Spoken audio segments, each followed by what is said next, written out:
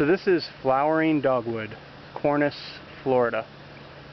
Pretty easy tree to identify, as the leaves are simple in composition, oppositely arranged, and deciduous. They also are arcuate in venation. As you can see, they come out from the midrib and run along the margin of the leaf.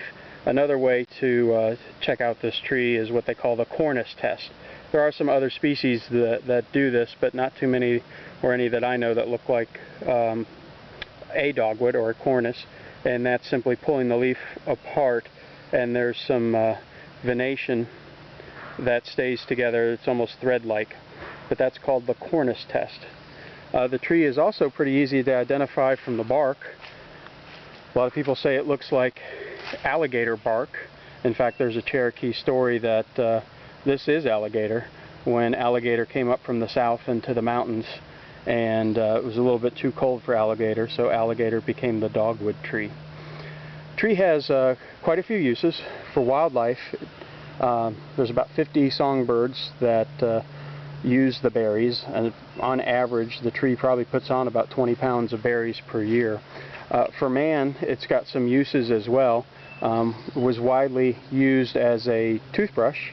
The end of the twigs can become quite fibrous once you start using it, and it makes your teeth pretty white, so it's a teeth whitener as well.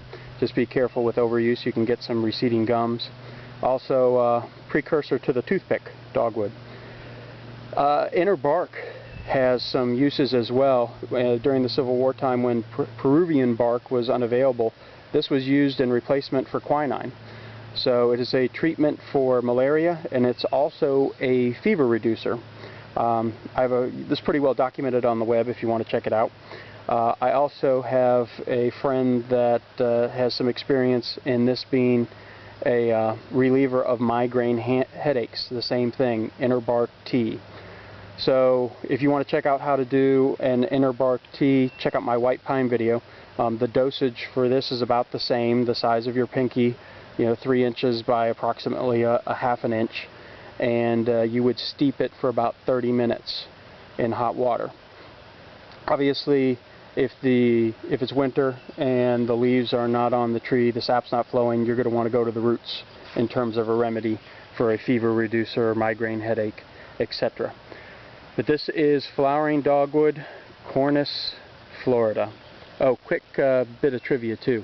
The flowers on this are actually yellow.